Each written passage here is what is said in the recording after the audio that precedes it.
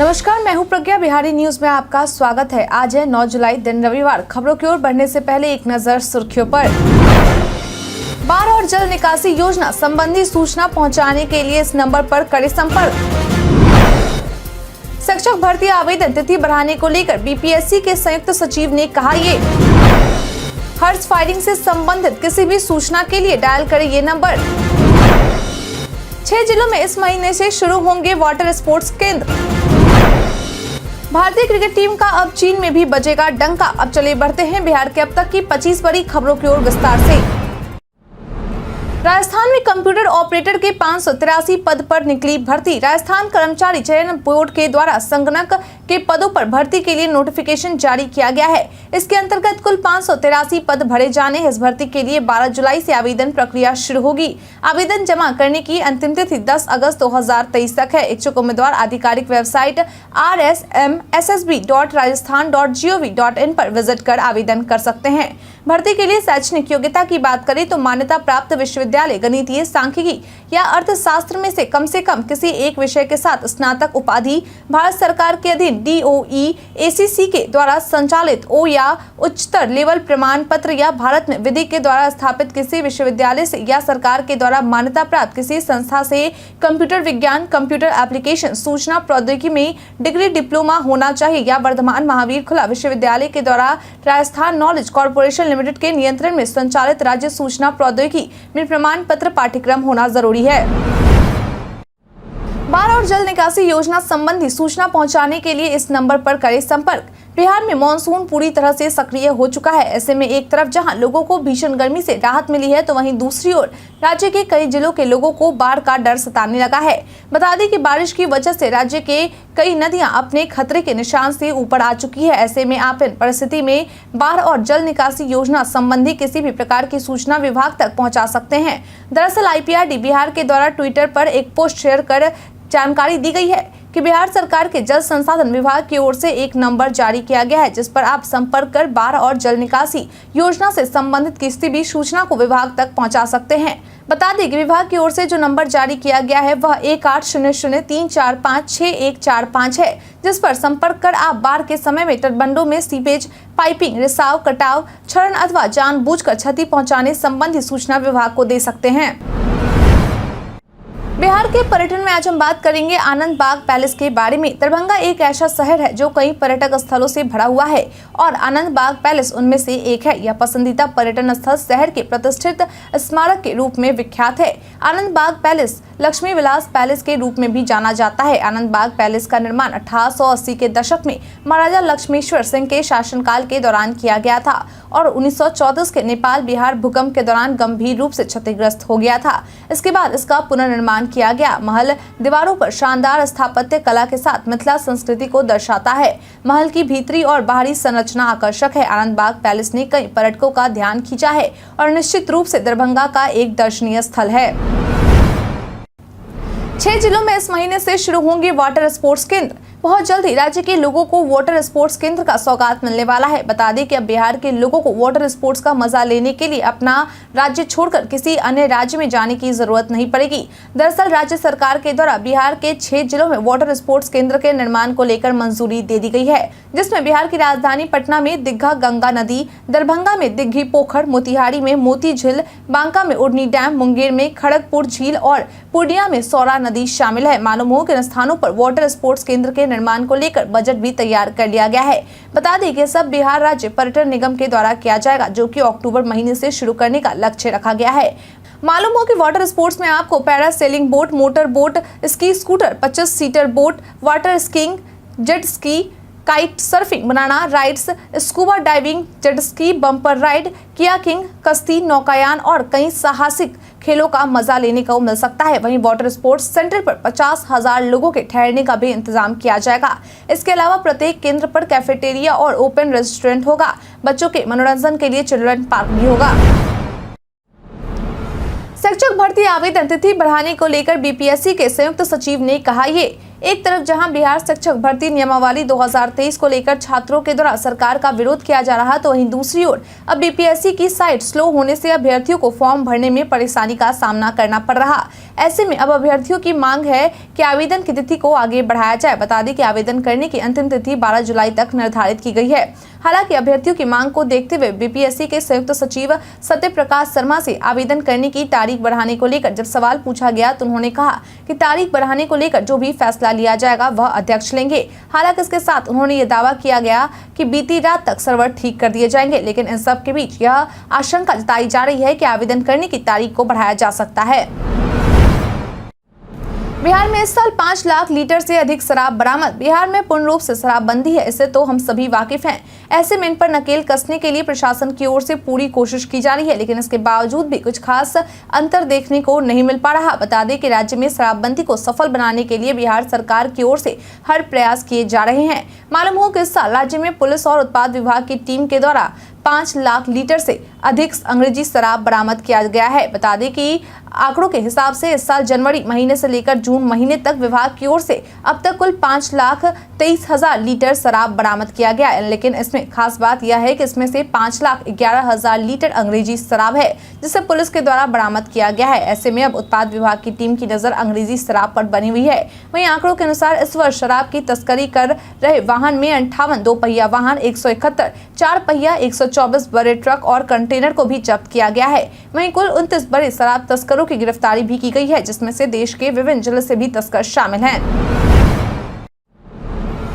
हर्ष firing से संबंधित किसी भी सूचना के लिए डायल करें ये नंबर।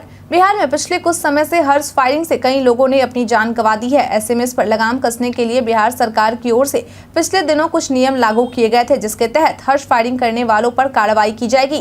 इसके साथ ही जिस लाइसेंसी हथियार से हर्ष फायरिंग की जाएगी उसके मालिक पर भी कार्रवाई की जाएगी। वहीं अगर इससे किसी की जान चली जाती है या फिर कोई घायल हो जाता है तो उस पर भी प्रशासन की ओर से आवश्यक कार्रवाई की जाएगी। वहीं अब बिहार सरकार के गृह विभाग के द्वारा एक अधिसूचना जारी कर हर्ष फायरिंग आदि की रोकथाम हेतु आवश्यक सूचना दी गई है, जिसमें कहा गया है कि जनसभाओं, धार्मिक स्थानों, विवाह समारोह या अन्य उत्सवों में हर्ष फायरिंग करना प्रतिबंध है। हर्ष फायरिंग के दौरान मानव जीवन की क्षति होने पर या अन्य किसी नुकसान होने पर सजा का प्रावधान है, जिसकी अवधि 2 वर्ष कारावास या 1 लाख रुपए या फिर दोनों से दंडनीय होगा। इससे संबंधित किसी भी सूचना के लिए 112 पर कॉल किया जा सकता है। मलमास मेले की तैयारियों का जायजा लेने राजगीर पहुंचे सीएम नीतीश। बीते दिन बिहार के मुख्यमंत्री नीतीश कुमार राजगीर पहुंचे, जहां उन्होंने मलमास मेले को लेकर हो रही तैयारियों का जायजा लिया और साथ ही इस दौरान उन्होंने मौके पर मौजूद अधिकारियों के साथ समीक्षा बैठक की और कई दिशा निर्देश दिए। बता दें कि समीक्षा बैठक के दौरान सीएम नीतीश को मेले को लेकर तैयार किए गए प्रेजेंटेशन दिखाए गए। वहीं इस दौरान सीएम नीतीश के द्वारा मलमास मेले को लेकर स्वच्छता अभियान एवं श्रद्धालुओं के लिए पेय गंगाजल का उद्घाटन भी किया गया। मालूम हो कि इस वर्ष मलमास मेले की शुरुआत 18 जुलाई से हो रही है, जो कि 13 अगस्त तक चलने वाली है। वहीं इस बार इस मेले का प्रसारण सीधे तौर पर वेबसाइट और मोबाइल ऐप के जरिए किया जाएगा। बता दें कि इस दौरान सीएम नीतीश कुमार के साथ मंत्री विजय चौधरी, सांसद कौशलेंद्र कुमार, प्रमंडलीय आयुक्त कुमार रवि, नालंदा डीएम, गया डीएम, एसपी नालंदा मौजूद रहे। बिहारी पहचान में आज हम बात करेंगे शरद कुमार के बारे में। शरद कुमार एक भारतीय पैरा हाई जंपर और पूर्व विश्व नंबर खिलाड़ी हैं। मुजफ्फरपुर में जन्मे उन्होंने 2010 एशियाई पैरा खेलों में अपना अंतर्राष्ट्रीय डेब्यू किया। 2014 के एशियाई पैरा खेलों में उन्होंने ऊंची कूद में स्वर्ण पदक जीता। 12 साल के एशियाई खेलों के रिकॉर्ड को तोड़ दिया और विश्व नंबर फिर से हासिल किया। शरद कुमार ने 2016 ग्रीष्मकालीन पैरा ओलंपिक में भाग लिया और 6ठे स्थान पर रहे। उन्होंने 2017 विश्व पैरा एथलेटिक्स चैंपियनशिप में रजत पदक जीता। उन्हें पैरा चैंपियंस प्रोग्राम के माध्यम से गो स्पोर्ट्स फाउंडेशन द्वारा समर्थित किया जाता है। उन्होंने रियो पैरालंपिक 2016 में भाग लिया और 1.77 मीटर के सर्वश्रेष्ठ प्रदर्शन के साथ 6ठे स्थान पर रहे। उन्होंने मार्च 2015 से राष्ट्रीय para athletics coach Shri Satyanarayan के अधीन प्रशिक्षण शुरू किया। उन्होंने 2017 विश्व पैरा एथलेटिक्स चैंपियनशिप में 1.84 मीटर की छलांग के साथ रजत पदक जीता। उन्होंने 2018 पैरा एशियन गेम्स जकार्ता में 1.90 मीटर की छलांग लगाकर नया गेम रिकॉर्ड और कॉन्टिनेंटल रिकॉर्ड स्थापित करते हुए स्वर्ण पदक जीता। फाइलेरिया से बचाव को 10 अगस्त से चलेगा विशेष अभियान। हर वर्ष 10 फरवरी और 10 अगस्त को देश भर में MDA फाइलेरिया यानी सर्वजन दवा सेवन कार्यक्रम का आयोजन किया जाता है। ठीक इसी तरह इस वर्ष भी 10 फरवरी को MDA राउंड चलाया गया था। वहीं अब 10 अगस्त को भी हर साल की तरह MDA राउंड चलाया जाएगा। हालांकि 10 अगस्त से जो MDA राउंड चलाया जाएगा वो राज्य के बचे शेष 14 जिलों में चलाया जाएगा, जहां फरवरी महीने में नहीं चलाया गया था। मालूम हो कि इस राउंड में पहली बार आंगनबाड़ी केंद्रों, health and wellness centre, school, panchayat, PHC, CHC सहित मेडिकल कॉलेजों पर बूथ लगाया जाएगा और लोगों को दवा खिलाई जाएगी। बता दें कि इसके तहत मेडिकल कॉलेज और हेल्थ फैसिलिटी पर 14 दिनों के लिए बूथ लगाए जाएंगे, तो वहीं स्कूल सहित अन्य सार्वजनिक जगहों पर यह बूथ 3 दिनों के लिए लगाया जाएगा। इस दौरान मार्कर पेन का इस्तेमाल किया जाएगा ताकि एक व्यक्ति को 2 बार दवा सेवन न कराई जाए। बिहार के निजी संस्थानों में DLED की अधिकतम फीस तय। बिहार सरकार के शिक्षा विभाग के द्वारा बिहार के गैर सरकारी स्व-वित्त पोषित प्रशिक्षण संस्थानों में शैक्षणिक सत्र 2023-25 के लिए 2 वर्षीय DLED कोर्स के लिए फीस निर्धारित कर दी गई है। बता दें कि निर्धारित किए गए फीस के अनुसार सालाना शुल्क प्रति विद्यार्थी 60,000 रुपए निर्धारित की गई है, यानी कि 2 वर्षों के लिए 1,20,000 रुपए निर्धारित किए गए हैं। इसे लेकर विभाग की ओर से अधिसूचना भी जारी कर दी गई है। बता दें कि इसको लेकर शिक्षा विभाग के संयुक्त सचिव संजय कुमार की तरफ से जारी आधिकारिक जानकारी के मुताबिक निर्धारित की गई यह फीस अधिकतम फीस है। यह शुल्क निर्धारण राष्ट्रीय अध्यापक शिक्षा परिषद की तरफ से DLED कोर्स के लिए शिक्षक एवं शिक्षकेतर कर्मियों की निर्धारित आवश्यक संख्या के आधार पर किया गया है, अतः वेतन आदि मद में कम व्यय होने पर नामांकन शुल्क के रूप में ली जाने वाली राशि उसी अनुपात में कम हो जाएगी जिस अनुपात में व्यय कम होगा। बता दें कि शुल्क संरचना को बिहार विद्यालय परीक्षा समिति से संबद्ध उक्त कोटि के संस्थानों द्वारा लागू किया जाना बाध्यकारी होगा। बता दें कि इस बारे में बिहार सरकार के शिक्षा विभाग के शोध एवं प्रशिक्षण निदेशालय के द्वारा प्रेस विज्ञप्ति जारी कर दी गई है। हर बिहारी पर होगा 25,000 रुपए का कर्ज, जाने क्यों? बिहार पर हर साल कर्ज का बोझ बढ़ते जा रहा है। ऐसे में यहाँ रहने वाले प्रति व्यक्ति पर भी ऋण में बढ़ोतरी हो रही है। बता दें कि वर्ष 2019-20 में राज्य पर कुल ऋण बकाया 1,93,382 करोड़ था। वहीं वर्ष 2020-21 में यह बढ़कर 2,27,196 करोड़ हो गया। 2021-22 में बढ़कर 2,57,510 करोड़ रुपए और वर्ष 2022-23 में बढ़कर 2,83,596 करोड़ हो गई थी। वहीं अब ऐसी आशंका जताई जा रही है कि यह ऋण वर्ष 2023-24 में बढ़कर 3,24,762 हो सकती है।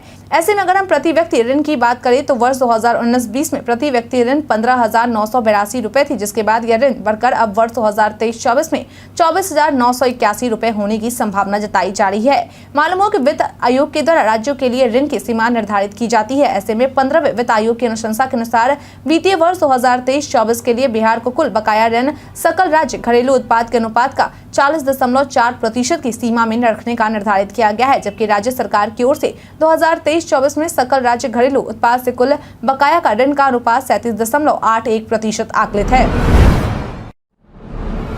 अब छापेमारी के साथ सर्वे भी करेगी उद्योग विभाग। अब राज्य में उत्पाद एवं मद्य निषेध विभाग की टीम के द्वारा अवैध शराब के निर्माण एवं व्यापार को लेकर जिन भी स्थानों पर छापेमारी की जाएगी उन स्थानों पर अब टीम के द्वारा समुचित जायजा भी लिया जाएगा। खासकर विभाग की सुदूर ग्रामीण टोलों या दियारा के इलाकों में पैनी नजर बनी रहेगी। मालूम हो कि अब टीम की ओर से छापेमारी करने के बाद सामाजिक आर्थिक स्थिति का समुचित अवलोकन करेगी और फिर उससे संबंधित रिपोर्ट तैयार कर उसे विभाग को सौंप दिया जाएगा, ताकि इस रिपोर्ट के आधार पर इन लोगों को सतत जीविकोपार्जन से जोड़ा जा सके। मालूम हो कि ऐसा निर्णय लिया गया है ताकि इसके मद्देनजर इन लोगों के लिए वैकल्पिक जीविका का प्रबंधन करने के लिहाज से सर्वेक्षण किया जा सके।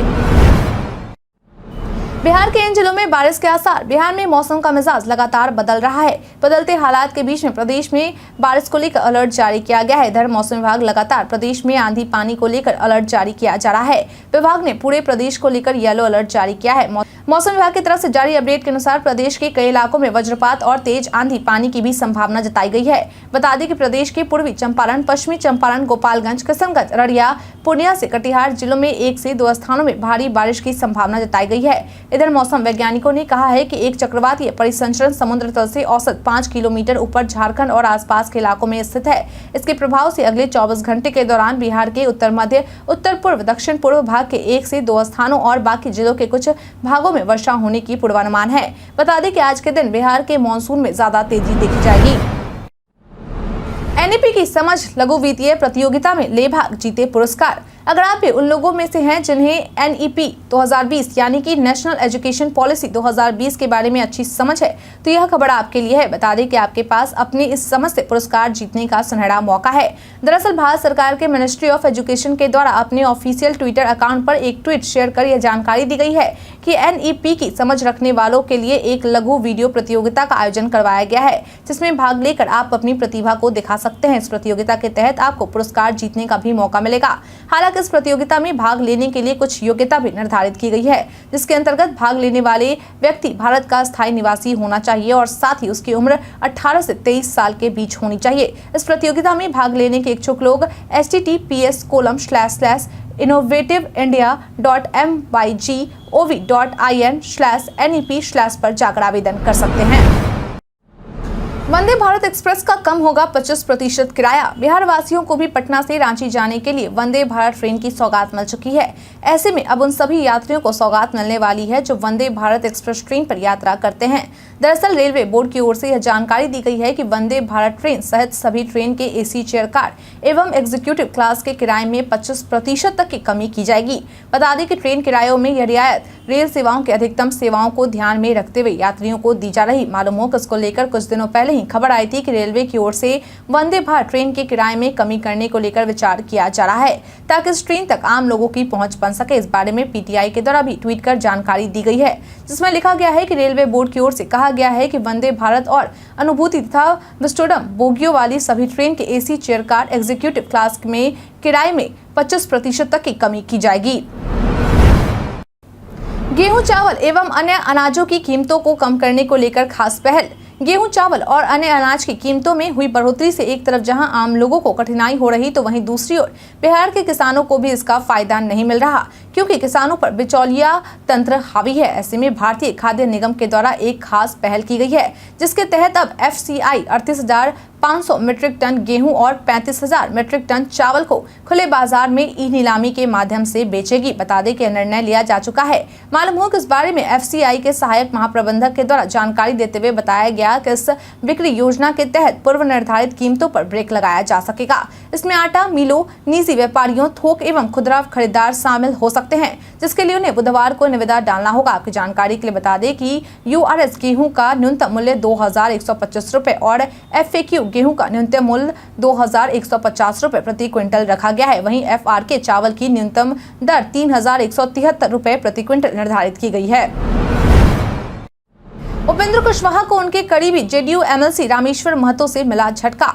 RLJD के अध्यक्ष उपेंद्र कुशवाहा के करीबी कहे जाने वाले JDU MLC रामेश्वर महतो के द्वारा JDU के प्रदेश अध्यक्ष उमेश कुशवाहा के साथ किए गए प्रेस कॉन्फ्रेंस के दौरान उन पर तंज कसा गया। उन्होंने कहा कि नीतीश कुमार के जितने कुशवाहा समाज को किसी ने भागीदारी नहीं दी और जो भी नीतीश कुमार को छोड़कर गए हैं वह स्वयं अपने स्वार्थ में गए हैं। ऐसे में रामेश्वर महतो के द्वारा दिए गए इस बयान के बाद अब राजनीतिक गलियारों में ऐसी खबर चलने लगी है कि उपेंद्र कुशवाहा और रामेश्वर महतो के बीच पटरी नहीं खा रही। मालूम हो कि इससे पहले रामेश्वर महतो के द्वारा अपनी ही पार्टी के प्रदेश अध्यक्ष उमेश कुशवाहा पर गुटबाजी के आरोप लगाए गए थे और कहा गया था कि उमेश कुशवाहा की वजह से ही उपेंद्र कुशवाहा JDU और नीतीश कुमार से दूर चले गए। तेजस्वी यादव पर दायर CBI की चार्जशीट पर प्रशांत किशोर का बड़ा बयान।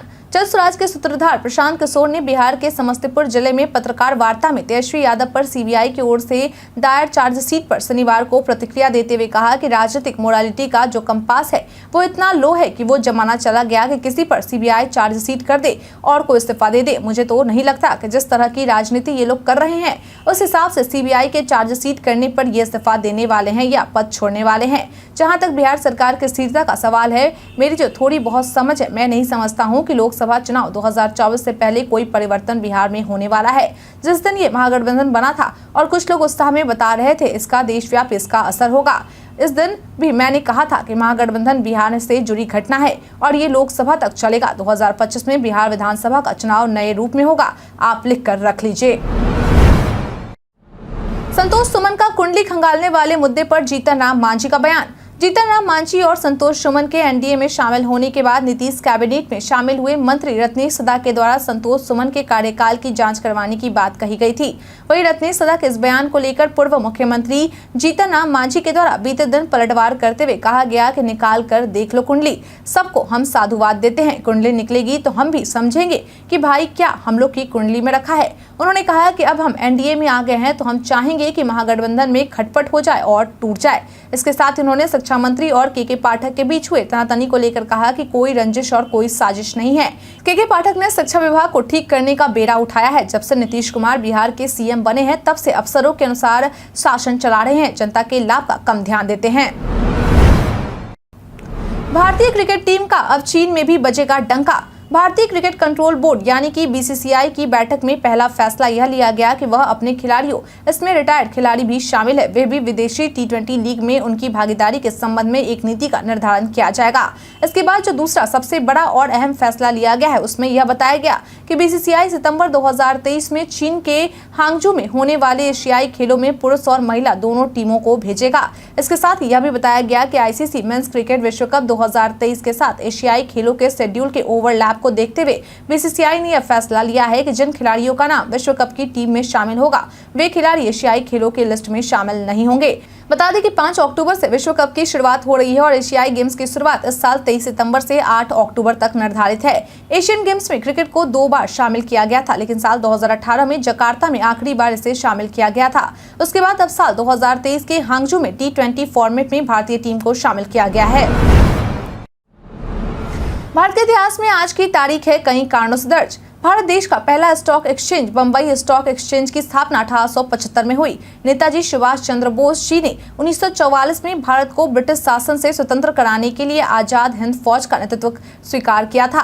भारत की प्रथम पंचवर्षीय योजना की शुरुआत 1951 में हुई।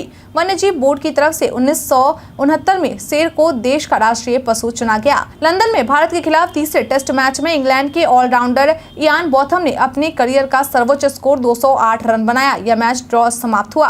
भारत द्वारा पाक सीमा पर 2 चौकियां स्थापित करने की घोषणा 2001 में की। भारतीय मूल के अमेरिकी वैज्ञानिक हिमांशु जैन को ग्लास साइंस के क्षेत्र में ध्यातत्व कार्य हेतु ओट्टो स्कॉट रिसर्च पुरस्कार 2007 में प्रदान किया गया। राष्ट्रीय कांग्रेस के राजनेता, संसदीय मामलों के मंत्री तथा मध्य प्रदेश के भूतपूर्व राज्यपाल सत्यनारायण सिन्हा का जन्म 1900 में हुआ था। 1905 से 1910 ईस्वी तक भारत का वायसराय तथा गवर्नर जनरल रहे लॉर्ड मिंटो द्वितीय का जन्म 1845 में हुआ। दूसरी लोकसभा के सदस्य मानक भाई अग्रवाल का जन्म 1923 में हुआ था। प्रसिद्ध अभिनेता एवं निर्देशक, हिंदी फिल्मों में गुरुदत्त के नाम से प्रसिद्ध वसंत कुमार शिवशंकर पादुकोण का जन्म 1925 में हुआ था। फिल्म निर्माता, निर्देशक और पटकथा लेखक के बालाचंद्र का जन्म 1930 में हुआ था। प्रसिद्ध फिल्म अभिनेता संजीव कुमार का जन्म 1938 में हुआ था। धार्मिक उपदेशक चैतन्य देव का निधन 1533 में हुआ था। वेलकम। आज हम बात करेंगे वित्त मंत्रालय के बारे में। सोशल मीडिया पर कई सूचनाएं वायरल होती है, लेकिन सभी सच हो ये जरूरी नहीं है। इसी कड़ी में आज हम बात करेंगे वित्त मंत्रालय के बारे में। दरअसल पीआईबी ने अपने ट्वीट में लिखा है कि एक लिंक के साथ एक संदेश गरीब वर्ग को सहायता के रूप में वित्त मंत्रालय के नाम पर 32,849 रुपए का लाभ देने का दावा करता है और प्राप्तकर्ता के व्यक्तिगत विवरण भी मांग रहा है। पीआईबी ने अपने ट्वीट में आगे लिखा है कि यह संदेश फर्जी है, ऐसे किसी लाभ की घोषणा नहीं की गई है। आधार से अब तक नहीं कराया पैन को लिंक तो लगेगा जुर्माना। अगर आप भी उन लोगों में से हैं जिन्होंने अब तक अपने पैन कार्ड को आधार कार्ड से लिंक नहीं करवाया है तो यह खबर आपके लिए है। बता दें कि पैन कार्ड को आधार कार्ड से लिंक करवाने की अंतिम तिथि बीते 30 जून तक निर्धारित की गई थी, यानी कि अब आप अपने पैन कार्ड को आधार से लिंक नहीं करवा सकते। ऐसे में अब आपका पैन कार्ड निष्क्रिय हो चुका है, यानी कि अब आपको इससे जुड़े किसी भी काम को करने के लिए परेशानियों का सामना करना पड़ सकता है। मालूम हो कि टैक्स पेयर्स को 31 जुलाई तक अपना ITR फाइल करना है तो और भी दिक्कत का सामना करना पड़ सकता है और हो सकता है कि इसके लिए जुर्माना भी उन्हें चुकाना पड़ जाए। दरअसल अगर आप 31 जुलाई तक ITR फाइल करने में चूक जाते हैं तो आपको 31 जुलाई के बाद बिलेटेड ITR के तौर पर इसे फाइल करना होगा, जिसके लिए आपको भारी पेनाल्टी चुकानी पड़ सकती है, जो 5 लाख रुपए से ज्यादा इनकम वाले टैक्स पेयर्स के लिए 5,000 रुपए है। वहीं इसके बाद अगर आपका पैन कार्ड लिंक नहीं है तो उसको एक्टिव करने के लिए आपको 1,000 रुपए पेनाल्टी भरने होंगे।